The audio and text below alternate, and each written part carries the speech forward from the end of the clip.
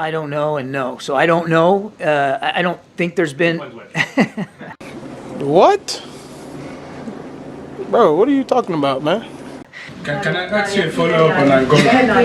One question. Then it's so surprising that you don't take it. You are receiving an African leader and you can't take a question from an African journalist. We can end this. Sorry, I have one question. Basically, Johnson, Marco Rubio. It's not about ending the briefing. I want to ask an African question because you are receiving an African leader.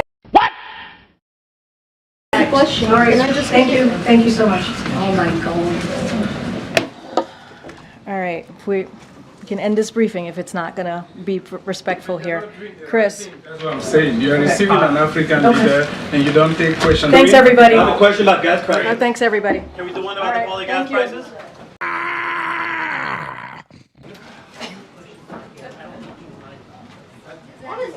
Nobody understand the words that are coming out of your mouth, man.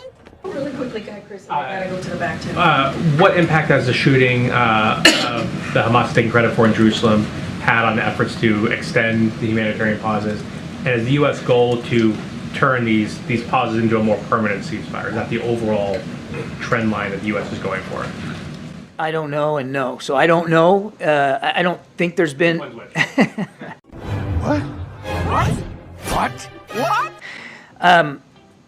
I don't think there's been any effect. Not that I've heard or seen effect on the deal, extending the deal by the violence in Jerusalem. I've seen nothing that indicates an effect on that. He didn't fall. And again, we do not support a permanent ceasefire at this time. We do support the idea of humanitarian pauses, and we would love to see, as I said at the outset, we want to see this 7-day pause turn into 8, 9, 10, and beyond. But ultimately, that's going to take Israel and Hamas to agree to the parameters of extending that deal. But in the United States, they'll continue to find an advocate for extension. Yeah, boy. How is the alleged plot by an Indian government official to assassinate somebody on U.S.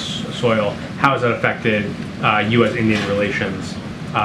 Given that the president recently hosted Modi for a state dinner, relations have been trying to improve, tighten those relations. What impact does that plot have? I remind you, the state dinner happened before we knew about this, and I want to be careful here that I don't get ahead of the Department of Justice and talk about an ongoing investigation. I would just say two things. India remains a strategic partner. Okay. And we're going to continue to work to improve and strengthen that strategic partnership with India. At the same time, we take this very seriously. These allegations and this investigation, take it very seriously. And we're glad to see that the Indians are too, by announcing their own efforts to investigate this. And we've been clear that we want to see anybody held, that's responsible for these alleged crimes to be held properly accountable. Thank you. On Venezuela, I wanted to ask about today is the deadline that the administration set for the Venezuelan government to make progress on certain things. One of them lifting the public bans of political opposition leaders who cannot run in elections, start the process to release wrongfully detained Americans. So my question is, have you seen any progress, and is the U.S. prepared to reimpose sanctions, which was the consequence of not seeing progress on this? I haven't seen any progress yet. There's 8 hours left in the day, so we'll see what the Venezuelans decide to do, and I won't get ahead of decisions about sanctions one way or the other going forward. This is a nightmare.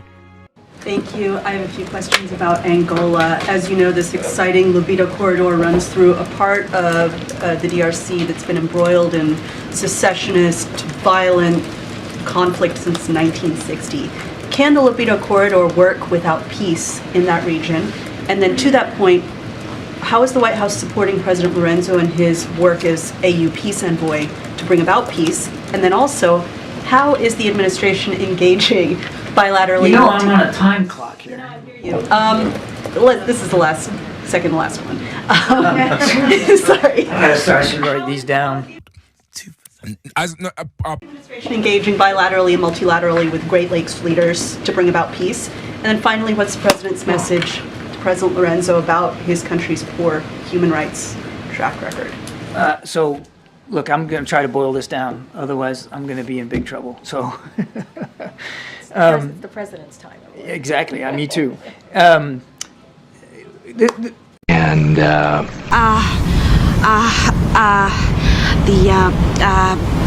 This is a relationship that has been improving now, as I said, over the last year. And the president's very much looking forward to this meeting with the Angolan president.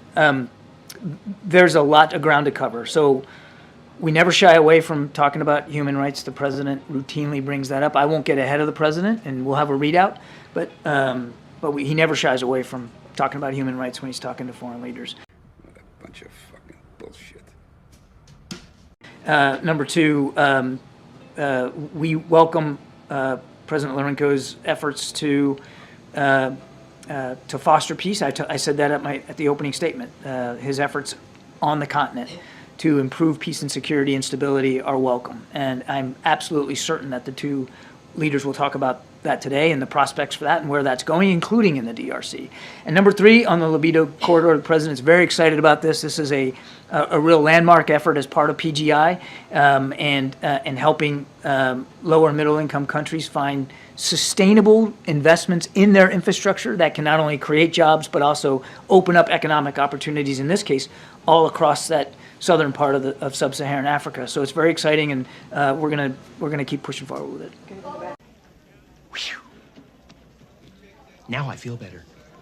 Yes, sir. Thank you very much, Karin, and thank you, John. Two very brief questions related to foreign policy.